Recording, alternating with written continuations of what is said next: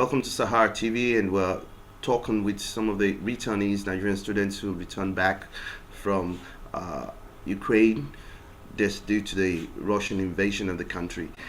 With us to discuss some of the experiences, we have Khadija Ghana. Khadija, welcome to Sahara TV. Just a Thank bit. you.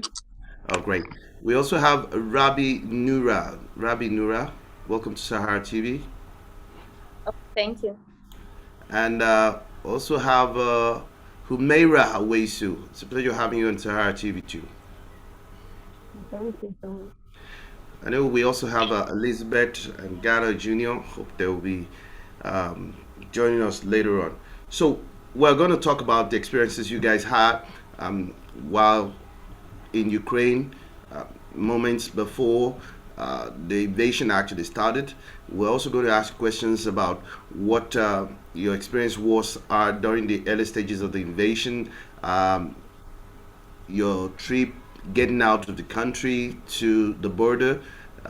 You'll perhaps also have to tell us more about the issues that were talked about, racial discriminations, the problems, the issues that were experienced, encountered at the border, how you were able to get to Nigeria safely, and what kind of reliefs the Nigerian government have actually, and support the Nigerian government have actually given. We're also going to be looking at what you actually went through. What's been the experience like returning back to the country, and what you're going to be doing with regards to furthering your education.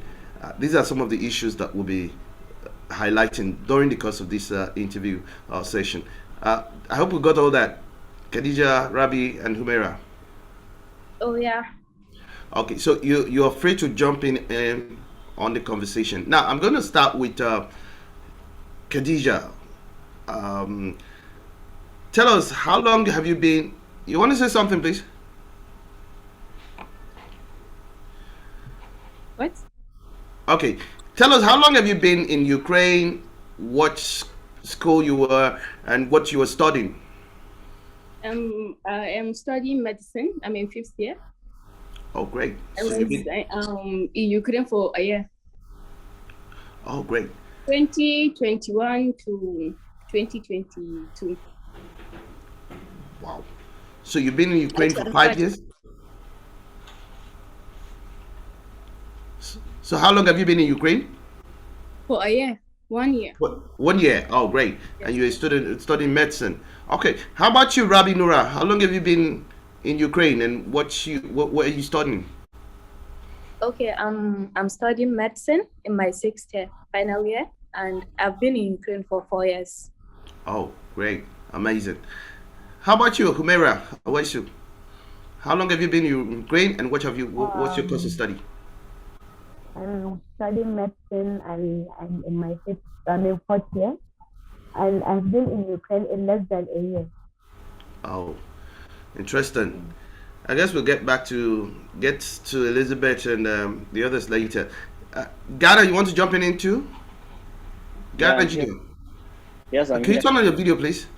Oh, you don't want to turn on your video? It's okay. Oh, It's great. okay like this. Yeah, that's fine. So tell us Okay.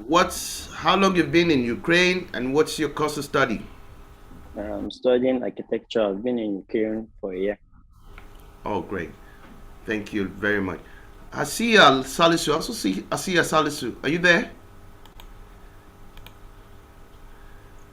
Okay, I guess we'll get back to Asiya Salisu and Elizabeth later. Now, let me get back. Why didn't you just tell us what informed your decision to go to school in Ukraine? Let's start with you, Ghana Junior.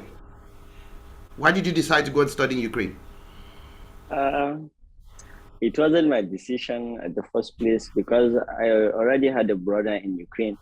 So, like, I just joined. It wasn't a plan or something. I I got to be there Okay, okay, after okay. my graduation. Oh, great. Okay. How about you, Khadija? Why did you decide to go to school in Ukraine? I was studying in Sudan. So because of the protests, we transferred. I have a friend in Ukraine too. Her name is Fadiha. So she advised me to go to Ukraine. Oh, great. Okay. Now, Rabbi Nura, how about you? What informed your decision to go and study in the Ukraine?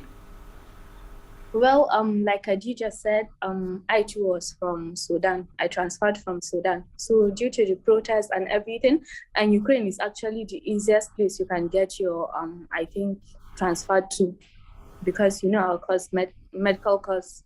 So that's the easiest place you can get transferred to. Oh, great. Fantastic. Humera, how about you? What informed your decision to go and study in Ukraine? Actually, it wasn't my decision because I already have my degree in physiotherapy in India. So after I've done with physiotherapy in India, I came back to Nigeria. So I got so many advice from my siblings and my sisters who are already in medical field. Like if I got two degrees like in medicine and physiotherapy, it would be a very good opportunity for me. And I was studying in India. Also, my university from India have already played a role in that in going to Ukraine. They also advised me like yeah, it's good. You can go and study in Ukraine because like Ukraine is good and it's affordable and all. So actually, it's a decision of so many people, not only me. It's a Oh, that's decision quite of interesting. collective. Yeah, yeah. That's quite interesting. Thank you very much. Now, Ghana Junior, this question goes to all of you as a matter of fact, but let's start with Ghana Junior. Can you share your experience at the early stage of the invasion of Ukraine by Russia? What was the experience like? Were you in school? Where were you exactly? And how were you able to get out of the city where you were in? Actually, I was awake when everything started. I finished my assignment around 4:30 a.m. waiting for Fajr so that I can pray and go back to sleep. I started hearing explosions. At first, I thought that my neighbors upstairs were fighting or something. And after a while, I heard dogs barking. Some minutes later, I heard a jet passing by, and then some trucks. So I called my friends if they heard it also. They said yes, they heard it. Uh, around 7, 6, I called my sisters and told them. So they told me to pack my things. I packed at first. I thought I was leaving by flight, and then heard that they closed the airport, everything. There's no way out. I had like 3 friends close to my house, so we packed and we were told to go to the underground train. We call it metro. So went there for hours, then went back home. After that, we gathered a lot. Like we were 7, 8, from 3 to 7 to 8. So we spent the night in my friend's house because his house was very close to the metro. Then the next morning around 10 a.m., one of us told us that there's a train leaving by 12 p.m. We had no chance to gather our luggage or something. We picked a little. Okay. So we went to the train station. We waited we got there around 11:40 because we waited for taxis. We increased the price. We couldn't get a taxi. And at the end, we got 3. So that we'll go there. We went to the train station. We waited for like, let's say 5 hours, because you can say 11:40 is close to 12. So we got the train around 5:50 something, 58 something. Then how easy was it? Let me just quickly ask you. How easy was it for you to board the train? We had instances where Ukrainian soldiers were not allowing non-Ukrainians to be able to board the train. Did you experience that at what? No, I can't say that because when the train arrived, there were two cabins. One Ukrainians took one side, and the Africans took one side, Moroccans and us. So even from the people who went to the train together, we were only four got to the train, and we had to struggle. The box I carried, I fixed it on my head. Wow, and it wasn't easy at all. We pushed my food, everything. I dropped the bag. I just got to enter the train with one bag because people were pushing, people were falling. I thought boxes were there, so I was just lucky to get on the train. It was a Okay. luck. I can call it luck. Okay. So let me quickly ask you, what city is your school in? Is it In Kharkiv. Kharkiv? Wow, that's quite Yes. interesting. That's one of the hotspots, the epicenter of some of the crisis there. So you eventually got to Lviv. Which of the brothers did you get to? I waited for my sister. Then we went to Ushgorod. From Ushgorod, we went to Chop to get tickets. Then to Zohoni. We stood there for like 12 hours. Wow, 12 12 hours hours. before we got. Yeah, we stood on the line for 8 to 9 hours before we were able to get the ticket. Then we waited for another 3 to 4 hours for the train to come. Wow, that's serious. Let me get to you, Robbie. I mean, were you in the same city, Kharkiv? No, I was in Lugansk, Okay, Lubitcha. so tell us your experience right after at the early stage of the invasion. Where were you? What were you doing? How were you able to get out of Lugansk? And which of the brothers were you able to get to? And was it easy actually getting out of Lugansk? Well, honestly, like I was sleeping when they called me. My friends called me and were like, "Okay, right, did you hear what's happening?" Blah blah. I was like, "Okay, you guys should just calm down. It's just going because it has been coming and going. Hearing a lot of rumors, things are happening, but like I said, Lugansk, like like it's the main border. The Russians border is there. Like their two borders are there. They decide there. So okay, so I was sleeping. My friends called me and were like, "Did I see did I see what's happening?" I was like, "No, I didn't see. I'm just sleeping." They're like, "Okay, you even have the time to sleep." So I guess around 4 a.m. in the morning, we started hearing bombs. Not me, actually. I was sleeping still. I was sleeping when my friends entered. Rabbi, wake up, wake up. Are you not hearing what's happening? I was like, no, I didn't hear anything. They told me, so things are happening. I just calmed them down. So you guys, like, I was like, okay, you guys should just calm down. Everything is going to be all right. So I wasn't bothered until when my friends from another cities were calling me, Rabbi, I'm already in Budapest. Rabbi, I'm in Romania. Rabbi, I'm already in Poland. I was like, oh my God, I'm dead. And so we started looking for a train, and then I think our city, they canceled the train. The train couldn't get to our city because that's where the main Russian troops, I think, are Kiev, Lugansk, Kharkiv, and yeah, I think. So we started looking for a train. That was how we contacted our school. The school, I think they arranged and they quickly like picked us up. So we went from there, from my city to Lviv. We spent like 28 hours without food, no water, nothing. We were just sleeping. We couldn't even get like place to stay. Everywhere was just jam packed. No, and it's during winter, like it's kind of winter season. So it was so cold. It was so cold, very cold. We didn't know what to do. We just had to board in. So we went to Lviv. From Lviv, we were waiting for the train actually. So when the train finally got there, we arrived to Lviv, I think around 5 to 6 p.m. So waited for the train till 9:30. 9:30. So that was how the train came. We wanted to board in, and they were like, no, they won't pick us up.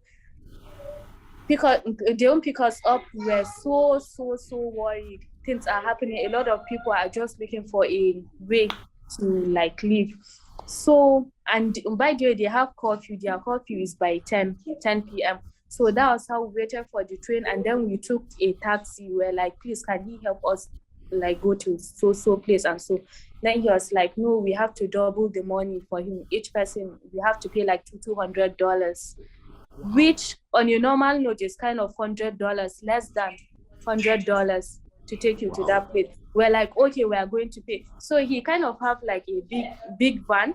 So he told us, okay, we should wait in the car. He's going to look for 4 other people. So after looking, no one came. He was like, okay, he can't pick us up. We have to double. That means each person like $400 to take us to where we are going to, because we are among the last people like to leave.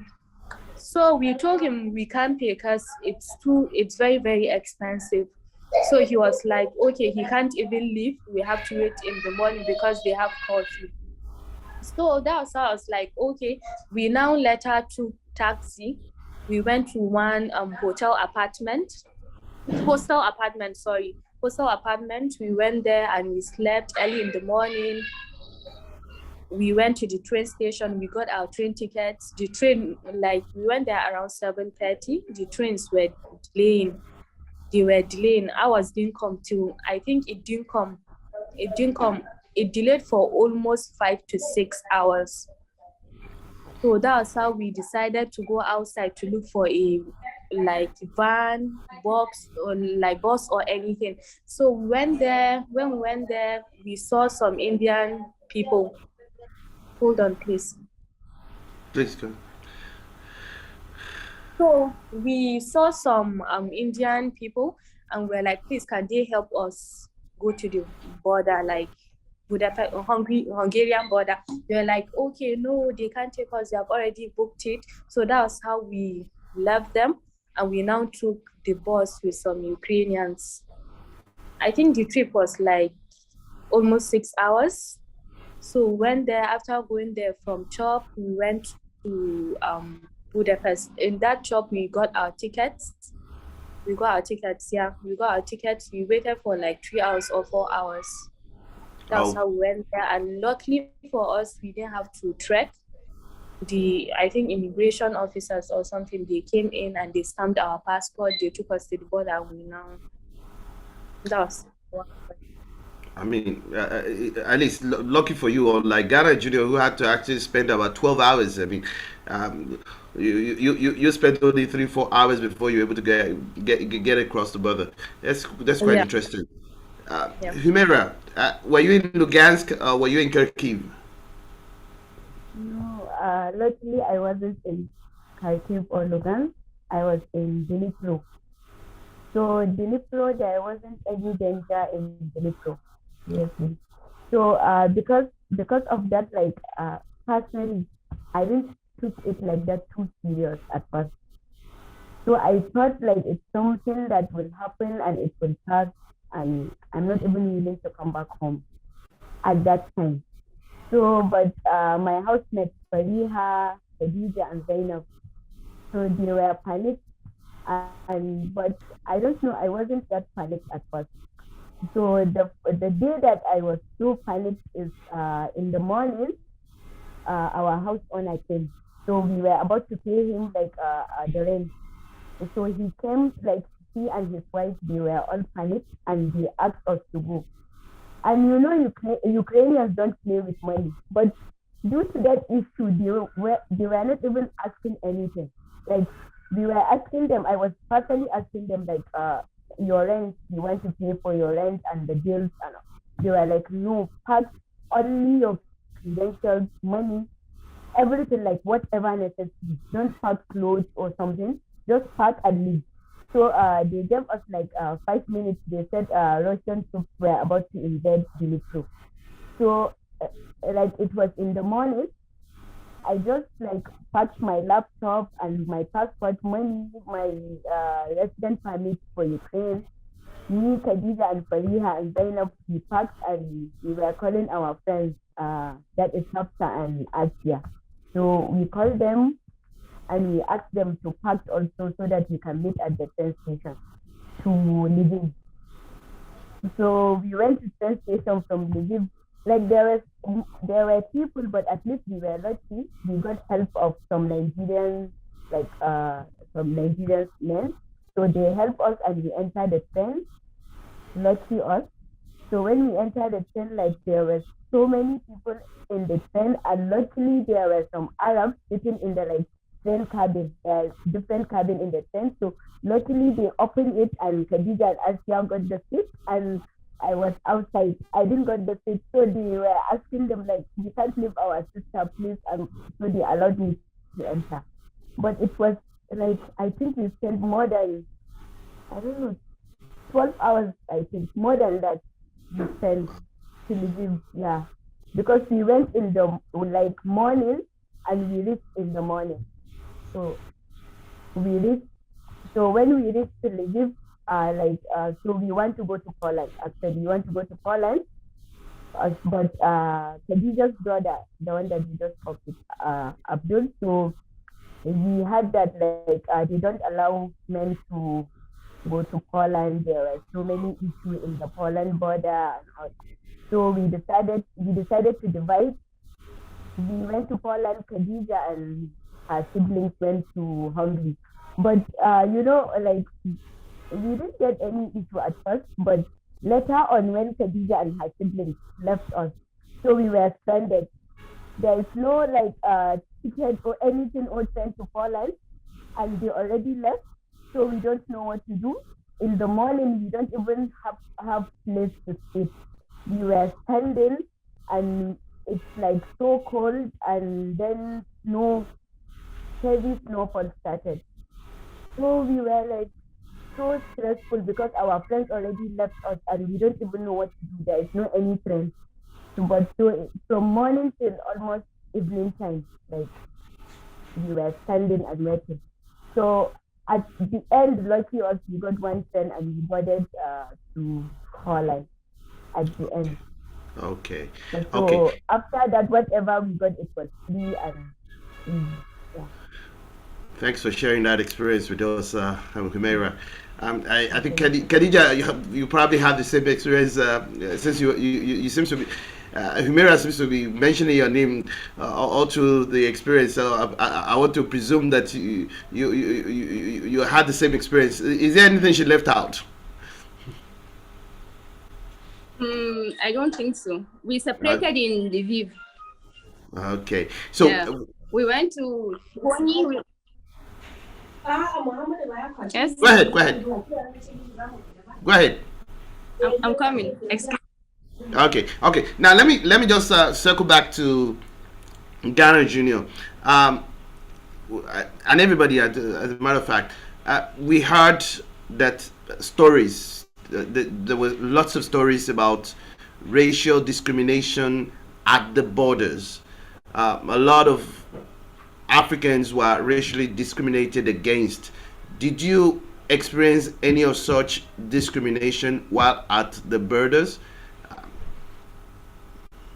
Ghana. No, I didn't. I didn't experience any of that. So, how about you, Rabi and Humera? Did you experience or did you see any kind form of racial discrimination towards Africans at the No, border? actually, we didn't experience because the Ukrainians helped us to enter the train to Poland. So Okay, we okay, didn't experience. okay. You guys have actually spoken a lot about your experiences. I mean, getting to the border. Now, let's talk about the countries you were able to get to. I mean, some of you got to Poland, others were able to get to Hungary. I think Ghana got to Hungary. Hungary. Rabi, which of the countries borders did you get to? Poland Hungry. or Hungary? Okay, okay. Now, can you tell us, describe the country that's, what was the reception like at these countries that the borders of this country? Were you able to get a befitting accommodation stay while you await, I mean, evacuation? And what was the experience like when you arrived at the borders of these countries? Okay, well, my brother actually schooled there, so he knows a lot of people in Oh, Debrecen or Budapest. So he spoke to his friends, and then they picked us at the border. That was the whole. So I went to Debrecen, and me and my two other like friends, we went to Debrecen, and then from there, I think early morning we got train tickets, and we actually came to Budapest because a lot of Nigerians are there. We need to stick together, yeah, just in case something might happen. So we went to Budapest. From there, I think we went to the Nigerian embassy. Yeah, because a lot of my friends, they have been talking to us, okay, look, this is happening, we need to come write our names down if we're going to follow like the evacuation flight, blah blah, all those things. So we went there, and when we went there, they have already finished everything. So it was, I think, around, we got there around 9, yeah. We went to the embassy around 9 p.m. So they were still there. So they finished writing their names, everything. We wrote our names down, and they were like, okay, we shouldn't book any hotel. They are going to take us. They are going to take us to somewhere to stay. So actually, what they did was, like, the person that took us, we trekked for almost, I think that is in Budapest. We trekked for almost an hour. We now took, I think, train. We boarded on a train. After train, we now trekked again.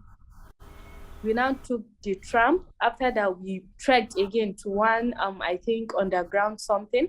And then they took us there. When they took us there, we were asking, okay, is this like where, like, the people in Nigeria, where they help all these Ukrainians stranded and everything? They're like, no, this is a Ghanaian refugee camp. So apparently they took us to a Ghanaian refugee camp to stay there, spend the night. I told my friends, no, me, I can't stay there because there are a lot of like people there. Everything is just jam packed. But believe me, they were so nice. They were very, very nice. I was like, I can't stay there. So we booked a hotel because it was even very, very hard to get a hotel because everywhere is filled up. So we booked a hotel for the night, and we went there, me and my friends. But actually, they were friendly, very friendly. The citizens, like Budapest, the citizens, Hungarian citizens, they were so nice. They can see you on the road. Are you lost? Are you okay? Do you need somewhere to stay? Do you need any help? Like, they were so, so friendly. that's quite interesting. Yeah. I'm happy to hear that. Humira, did you have the same experience? The country where you were in Poland, I believe, based on what Yeah, you said. So what the Polish really friendly towards you, with the reception also very kind. they were really friendly and you got everything free. Like from bus ticket to train ticket, everything was free.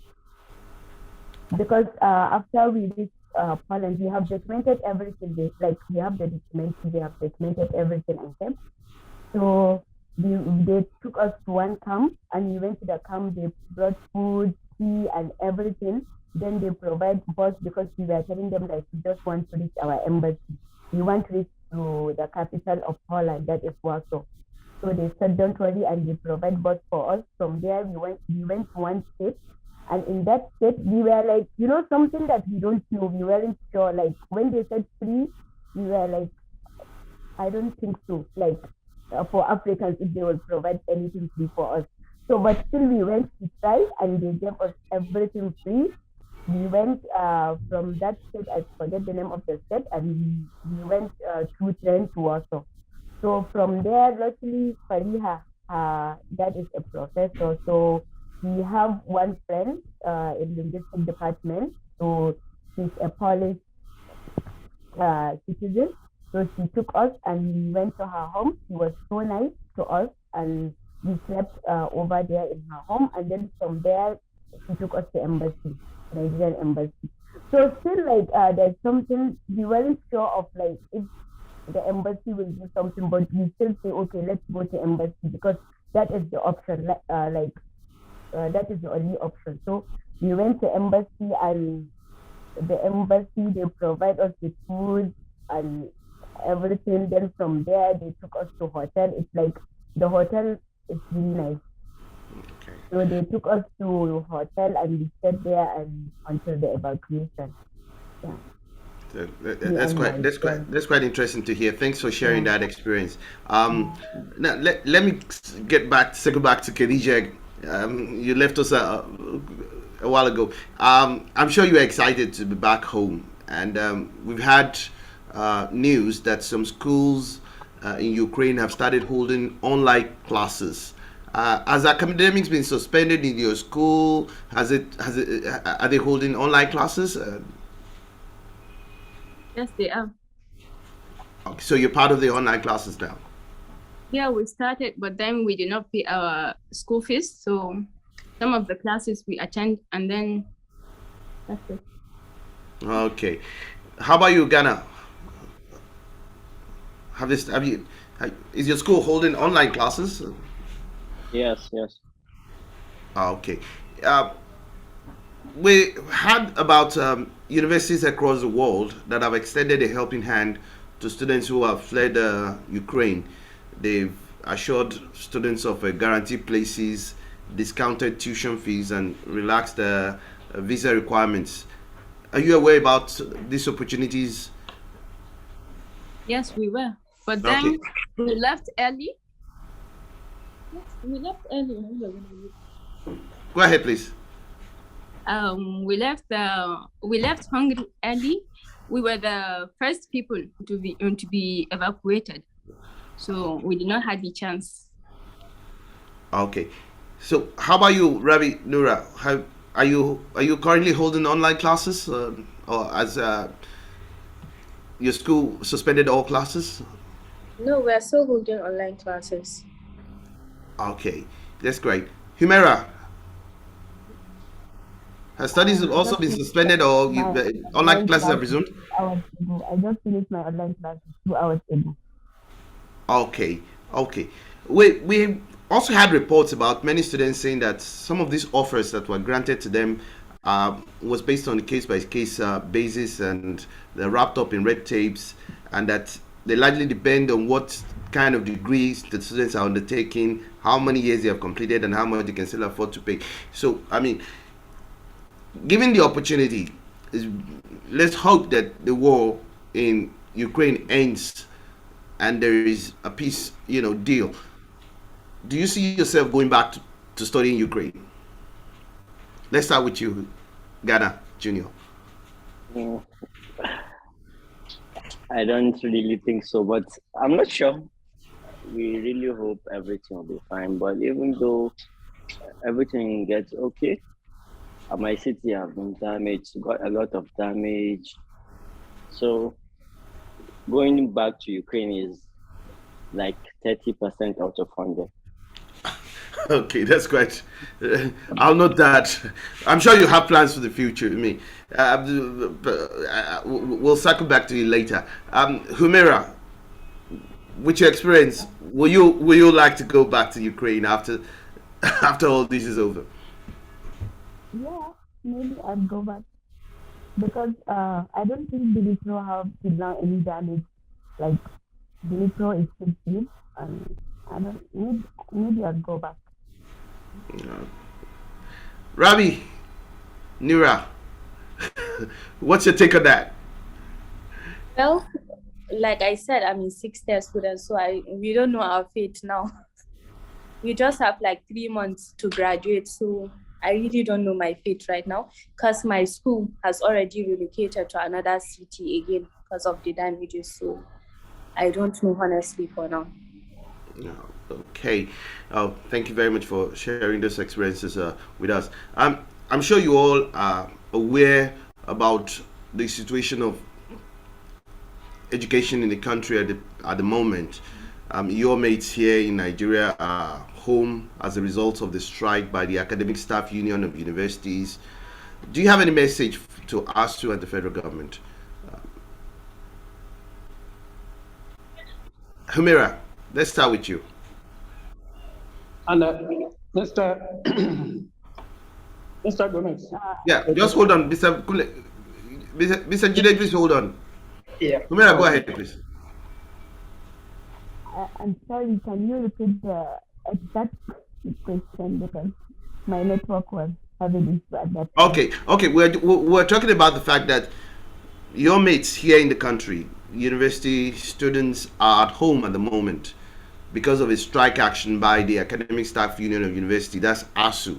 So, do you have any message for ASU and the federal government towards resolving the impasse and getting students back to school? And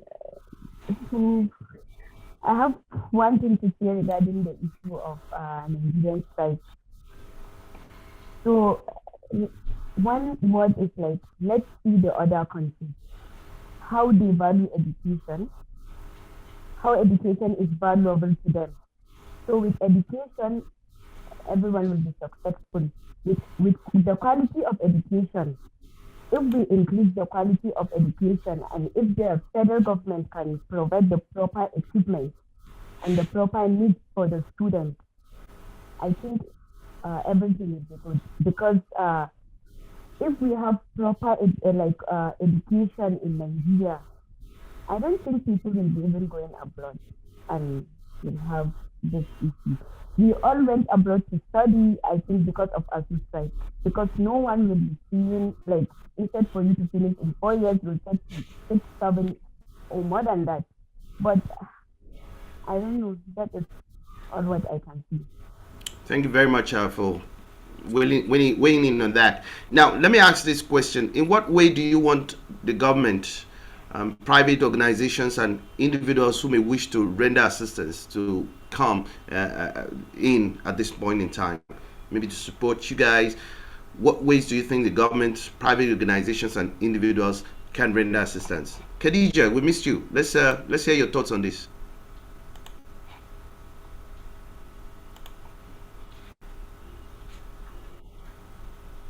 I would like the government and the private people to help us with the school.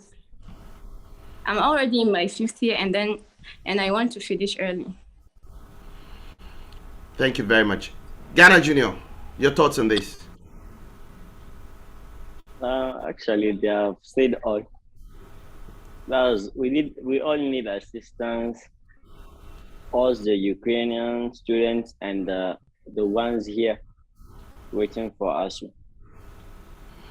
All right, Rabbi Nura, what do you want the government and private organizations and individuals who may wish to render assistance do for you? Well, I think they have already said it all, but I guess there are some of my fellow students. Let's say some of them, they have been there for, I think, some of them actually depend on work, like working, they work and then they'll pay their school fees with all what they get from their working, like their salaries. So I feel like they can help those and us too. Yeah. Thank you very much. Let me ask this other question because Mr. Jide actually wanted me to ask some of these questions. That are you ready to, for those of you who are in your finals, like Rabbi Nura, are you ready to complete your education in Russia following the announcement that Ukrainian students can come to Russia to finish their education? No.